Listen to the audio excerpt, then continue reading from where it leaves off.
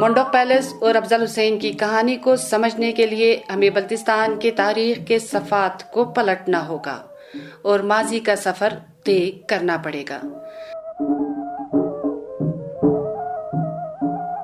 سن 1840 سے بھی پہلے جب ڈوگروں نے اس علاقے پر غاصبانہ قبضہ کیا تھا، بلکہ 12ویں صدی عیسوی کے عہد میں جب سکردو میں مقپون حکمران خاندان کی داغ بیل پڑی اور مقپون بخا نے شگری ترک کر کے سکردو آباد کیا اور قلعہ کھرپوچے کی بنیاد رکھی، اس طرح خپلو میں سلیم الدے نے موجودہ خپلو کو دریائی جانب سے آباد کیا اور بلند چوٹی پر تھرسے کھر کی بنیادیں مستحکم کی، جبکہ کھرمنگ میں انٹھوک اور شگر میں غوریتھم نے تعمیرات پر زور دیا۔ 14ویں صدی میں جب اس خطے میں اسلام کا ظہور ہوا تو امیر کبیر سید علی ہمدانی کے ساتھ بے شمار کاریگر اور ہنرمند آئے۔ اس طرح ایک طرف تو بلتستان کے مقپون، یبکو اور اماچا حکمرانوں کے تعمیر کردہ شاہی محل اور قلعے تھے، تو دوسری جانب دیدہ زیب مساجد اور پررونق خانقاہیں طرز تعمیر اور دلکشی کا خوبصورت نمونہ تھی۔ چونکہ بلتستان جو ہے، جیسا کہ میں اکثر کہا کرتا ہوں، تہذیب و ثقافت کی سرزمین ہے، اور اس حوالے سے یہاں کے جو حکمران ہیں، یہاں کے جو سرکردگان ہیں، یہاں کے جو وزراء ہیں، یہاں کے جو ترخچک خاندان کے جو افراد ہیں، انہوں نے اس علاقے کی موسمی حالات کو مد نظر رکھ کر عمارتیں ماضی میں بنوائیں۔ یہاں کے محلات تھے، یہاں کی جناب مذہبی خانقاہیں ہیں، یہاں کی جناب مقابر ہے، مقبرے ہیں، یہ تمام جو ہے محلات تھے، قلعے ہیں، وہ قدیم ایک مخصوص انداز میں اس کی تعمیر ہوئی ہے۔ اس علاقے کی مخصوص آب و ہوا کو مد نظر رکھ کر یہاں لکڑی کا کام بہت اچھے انداز میں ہوا ہے ان عمارات میں۔ ابتدا میں بلتستان کی طرز و تعمیر سادہ تھی، لیکن قلعوں کی تعمیر اور مساجد و خانقاہوں کے بنتے ہی ایک زبردست تبدیلی آئی۔ کشمیر اور ایرانی اثر کے علاوہ تبتی طرز و تعمیر کا باہمی ملاپ عمارتوں کو غضب کا حسن بخش گیا۔ دیواروں کی مضبوطی کے لیے ٹھٹر، کمروں کی اندرونی دیواروں کا وزن ہلکا رکھنے کے لیے شق اور چھتوں کو مضبوطی سے اونچا رکھنے کے لیے خپس، اور پھر قلعوں اور شاہی محل میں طرح طرح کے منقش جروکے، کھڑکیوں اور اوطاقوں کی لکڑیوں پر پھول بوٹے، جبکہ مساجد اور خانقاہوں کے صدر دروازے بہت بڑے جالیاں، پنجرے، ختم بند اور دیدہ زیب پھولوں اور جیومیٹری کے ڈیزائن سے آراستہ غرض منفرد شاہکار وجود میں آتے گئے۔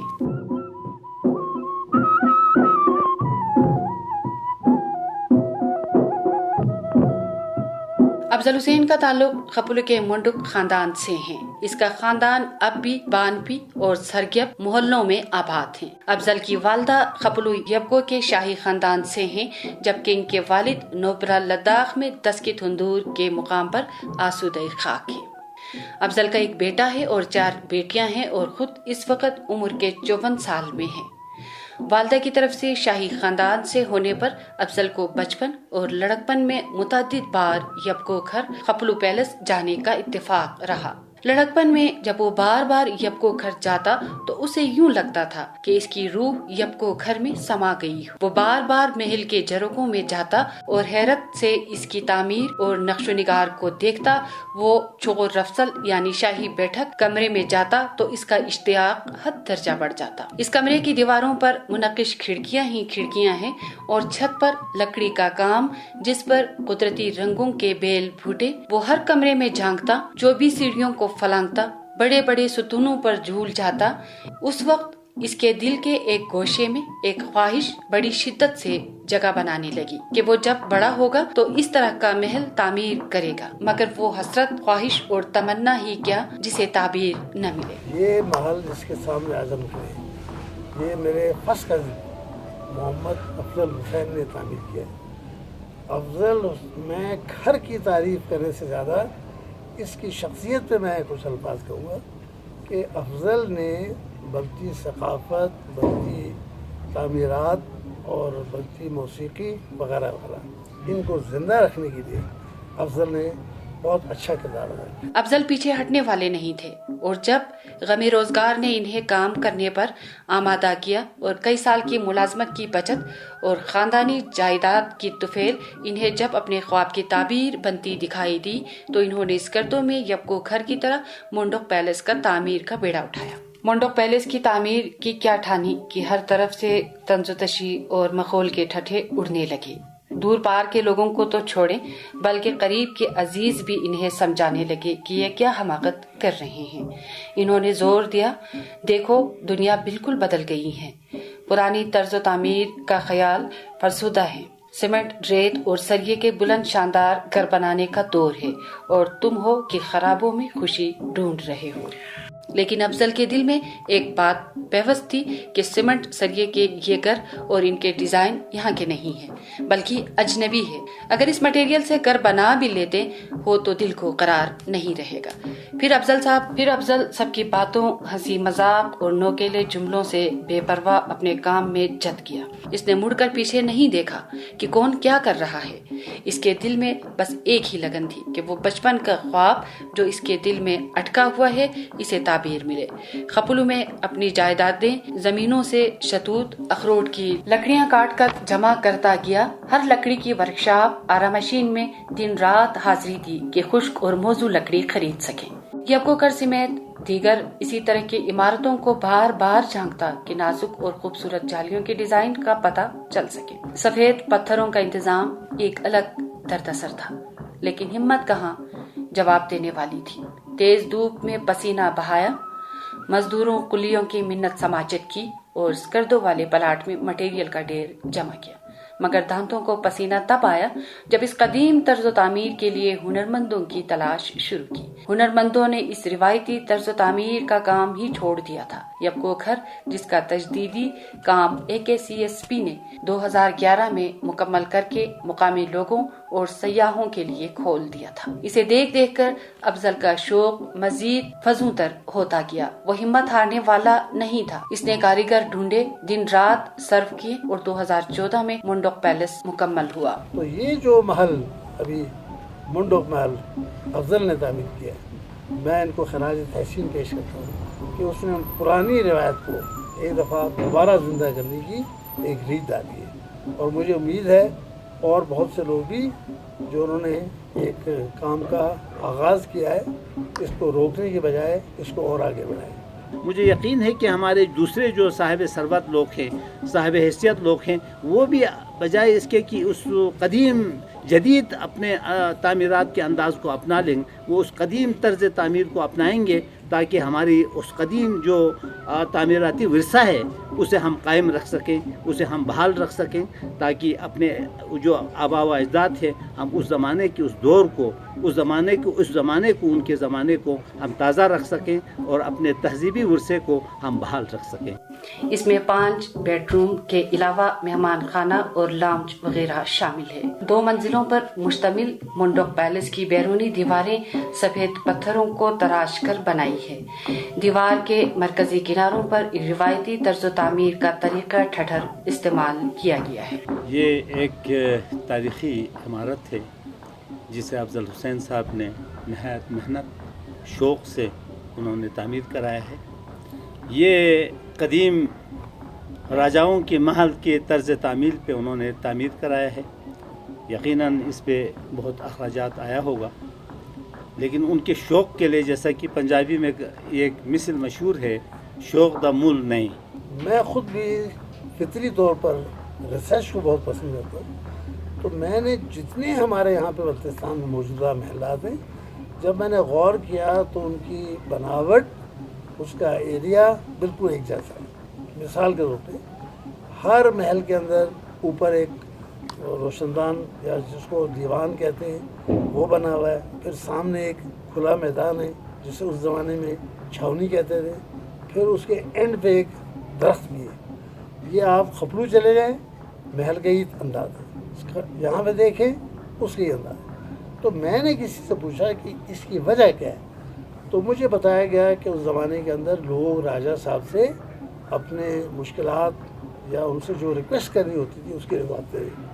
तो टाइम मुकर्रर होता था, गर्मी पड़ती थी ज़माने में जितनी भी, तो बैठने के लिए वो दरख्त की छाँव, और वो जो खुला मैदान था जिसे छावनी कहते हैं, ऊपर से वज़ीर पुकारता था उसका नाम, वो सामने हाजिर होके अपना मुद्दा बयान करता और फिर राय साहब उसके ऊपर फैसला दिए।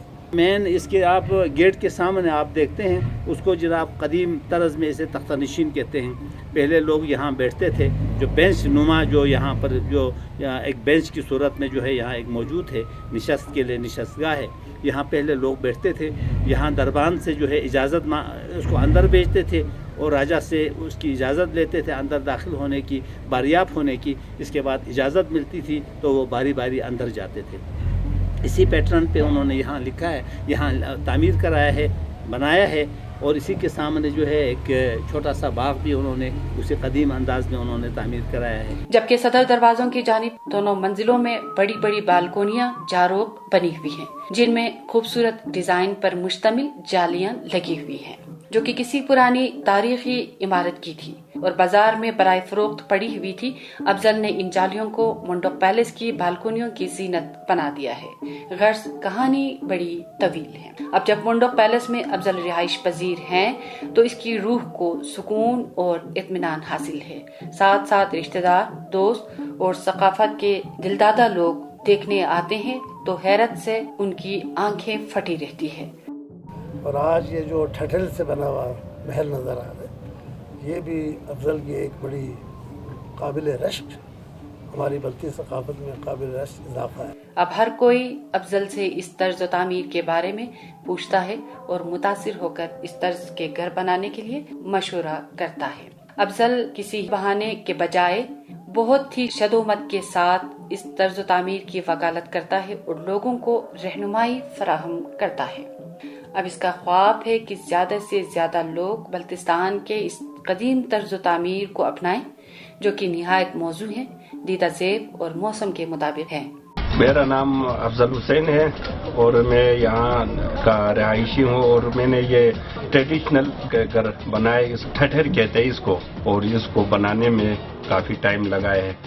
इसमें जो लकड़ी इस्तेमाल हुआ, इसमें अखरोट और शहतूत और चिनार का, और मैंने इसमें काफ़ी ये मटेरियल जमा करने में काफ़ी तकदुम किया है। और इसमें जो पत्थर जो इस्तेमाल हुआ है ये खुसूसी तौर पर आया है।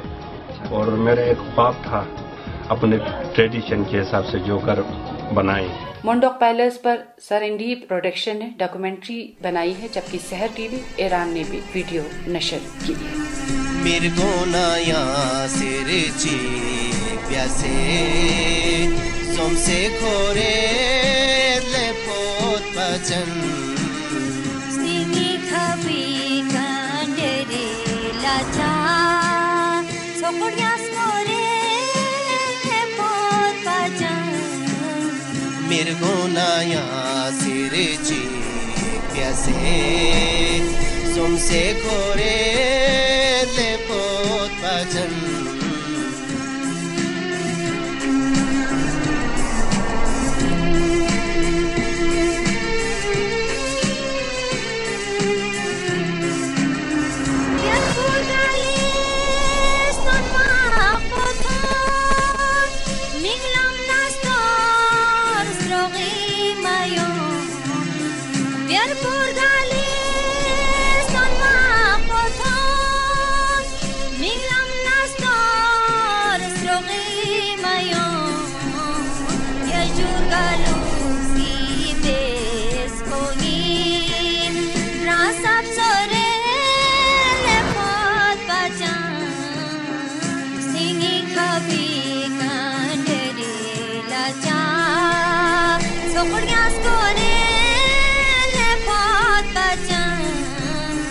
मिर्गोनाया सिरची प्यासे सोमसे खोरे